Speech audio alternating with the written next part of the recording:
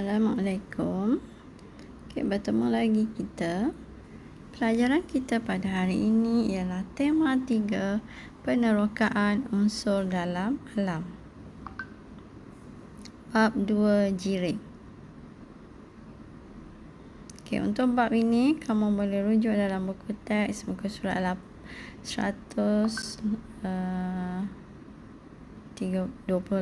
hingga 144.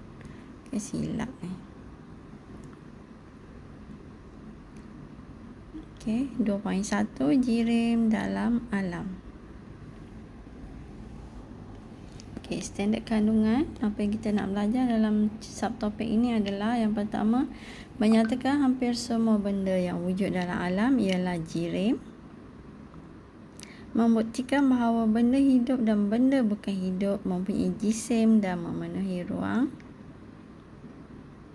Membezakan sifat fizikal dengan sifat kimia jirim dan mengelaskan bahan daripada pelbagai ciri. Apa itu jirim? Jirim ialah semua benda yang mempunyai jisim dan memenuhi ruang. Hampir semua benda dalam alam adalah jirim. Yang pertama, jirim boleh jadi benda hidup dan juga jirim juga adalah benda bukan hidup. Aktiviti 5.1 boleh rujuk dalam buku teks. Tujuan membuktikan benda hidup dan benda bukan hidup mempunyai jisim dan memenuhi ruang. Bahan dan radas yang kita perlukan ialah neraca tuas, bikar, tanah, air dan juga toge. Langkah-langkah. Sebuah bikar kosong ditimbang dengan menggunakan neraca tuas, jisim bikar dicatat. Tanah dimasukkan ke dalam bikar kosong tersebut separuh penuh. Bila masukkan tanah dalam bikar, adakah tanah memenuhi ruang bikar? Bikar berisi tanah tersebut ditimbang menggunakan neraca tuas. Jisim bikar berisi tanah dicatat. Adakah tanah mempunyai jisim?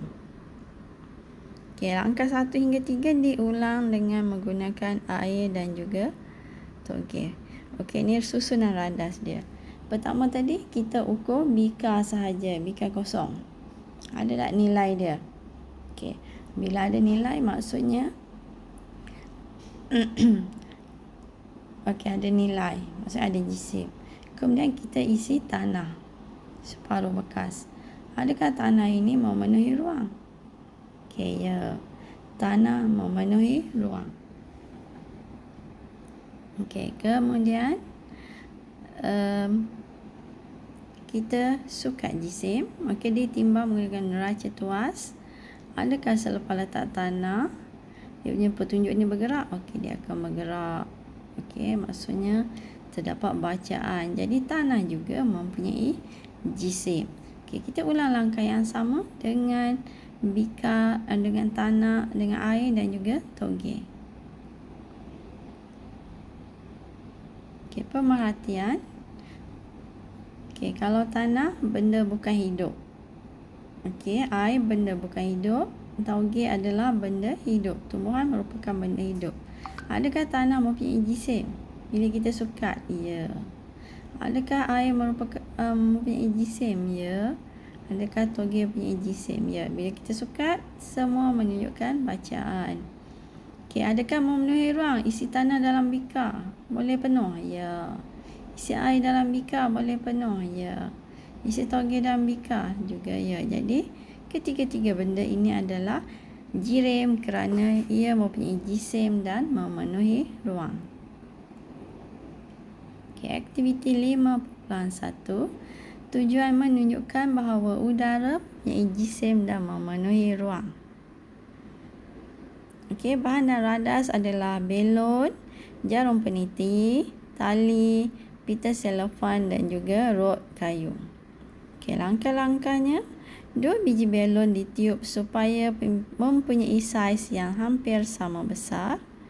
Sekeping pita selofan ditampal pada salah satu belon. Kedua-dua belon itu digantungkan pada sebatang rod kayu. Okey, kedua-dua belon diimbangkan. Okey, ditiup bagi sama besar, kemudian letak satu selotip, selofan letak sini. Okey, kemudian belon yang ditampal dengan selofan itu dicucuk dengan jarum peniti. Bila cucuk, apa yang berlaku?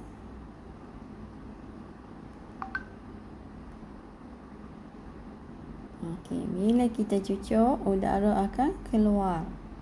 Udara terlepas keluar selepas dicucuk dengan jarum peniti dan rod kayu condong ke sebelah kanan. Okey, bila udara keluar, tadi maksudnya yang udara yang masih kekal ini dia lagi berat, sebab tu dia gerak ke bawah. Maksudnya udara mempunyai jisim. Okey, sebab belon tadi mempunyai berat yang disebabkan oleh daya tarikan graviti. Udara memenuhi ruang. Bila ada udara, belon ini akan jadi besar. Jadi dalam belon ni ada udara. Jadi udara memenuhi ruang. Jadi isi padu udara juga boleh diukur. Okey, dan seterusnya kita lihat apa dia sifat fizik jirim. Okey, dapat dikenal pasti dengan menggunakan deria manusia atau alat pengukur. Dapat diperhatikan atau diukur tanpa mengubah komposisi. Okey, contoh sifat fizik, kita ada takat didih, takat lebur, warna, bau, kebolehan melarut, kekondaksian haba, ketumpatan dan juga kelikatan. Okay, sifat kimia jirim pula adalah kebolehan suatu jirim berubah menjadi bahan lain. Okay, bahan baru yang terhasilkan mempunyai komposisi kimia yang berbeza dari bahan asal. Ia bergantung kepada tindak balas yang berlaku kepada sesuatu bahan. Contohnya, pengaratan, pengoksidaan dan juga kebolehbakaran. Aktiviti 5.2 membezakan sifat jirim, sifat fizik jirim dan juga sifat kimia jirim. Arahan, tentukan sama ada situasi-situasi di bawah menunjukkan sifat kimia atau sifat fizik jirim. Kemudian nyatakan proses yang terlibat. Air mendidih pada suhu 100 darjah Celsius. Air bila dia mendidih, dia akan menjadi wap air. Wap air itu bila disejukkan akan jadi air balik. Jadi, dia masih komposisi yang sama. Okey, kita tengok dulu. Okey, air mendidih pada suhu 100 darjah Celsius. Dia adalah sifat fizik kerana dia adalah komposisi yang sama. Dan dia adalah proses pendidihan. Okay, dia tak berubah. Air tetap air. Dia tak jadi air sirap. Dia tak jadi garam. Okay, kemudian yang kedua, kunci besi berkarat apabila terdedah kepada air dan udara. Ini adalah sifat kimia. Daripada logam, dia jadi karat. Okay, karat tak boleh tukar jadi logam semula. Jadi, ini adalah proses pengaratan. Sudu besi menjadi panas apabila diletakkan ke dalam air kopi. Okay, masihkah dia sudu besi? Yes, sudu besi tak berubah. Cuma dia hanya panas. Jadi ini adalah sifat fizik. Komposisi tidak berubah. Dan proses ni adalah pemindahan haba. Ubat melarut di dalam air. Adakah air itu masih ubat? Ya. Jadi perubahan sifat fizik. Dan prosesnya adalah kebolehan melarut. Okay, pembakaran kertas. Bila kertas terbakar, dia jadi abu. Adakah abu tu boleh jadi kertas balik? Tak boleh. Jadi dia adalah sifat kimia sebab menghasilkan bahan yang baru. Jadi dia adalah kebolehbakaran. Aiskrim melebur apabila terdedah pada suhu tertentu. Okay, ini adalah sifat fizik. proses peleburan. Okey, seterusnya pengelasan bahan. Bahan dapat dikelaskan berdasarkan ketumpatan, takat didih, takat lebur dan juga ketelarutan. Ketumpatan, definisi ketumpatan ialah jisim per unit isi padu bahan. Ketumpatan menentukan kebolehan sesuatu bahan untuk terampung dan juga tenggelam. Bahan yang kurang tumpat akan terapung, manakala bahan yang lebih tumpat akan tenggelam. Ketumpatan. Okey, contoh larutan petrol, air dan merkuri. So, daripada rajah kita nampak merkuri lebih tumpat. Jadi, bila lebih tumpat dia berada di bawah. Merkuri lebih tumpat daripada air dan petrol. Air lebih tumpat daripada petrol tapi kurang tumpat daripada merkuri. Okey, kita lihat gabus, air dan juga kupra. Kupra paling tumpat, gabus kurang tumpat.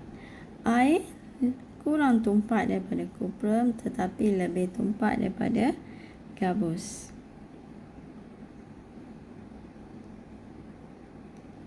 Seterusnya contoh bahan yang dikelaskan mengikut ketumpatan. Okey, contoh bahan gliserol dan air. Gliserol lebih tumpat, air kurang tumpat. Petrol dan juga merkuri. Merkuri lebih tumpat, petrol kurang tumpat. Campuran pasir dan air, pasir lebih tumpat, air kurang tumpat. Campuran minyak dan gabus, minyak lebih tumpat, gabus kurang tumpat. Seterusnya, takat lebur dan juga takat didih. Takat lebur, suhu apabila keadaan pepejah bertukar menjadi cecair. Dan takat didih ialah suhu apabila keadaan cecair berubah menjadi gas. Contoh takat lebur dan takat didih bagi beberapa bahan. Air, takat lebur 0 darjah Celsius, takat didih 100. Alkohol, takat lebur negatif 117, takat didih 78. Kupra, takat lebur 1085, takat didih 2562. Dan oksigen, takat lebur negatif 218 dan takat didih ialah negatif 183 darjah Celsius. Ketelarutan. Ketelarutan ialah kebolehan bahan melarut di dalam pelarut dan membentuk larutan. Okay, ketelarutan bergantung kepada sifat fizik dan sifat kimia bahan tersebut. Contohnya, kita melarutkan gula di dalam air kopi. So, gula merupakan bahan larut, manakala air kopi merupakan pelarut. Okey, itu saja. Okay, may all your dreams can come true if you have the courage to pursue them.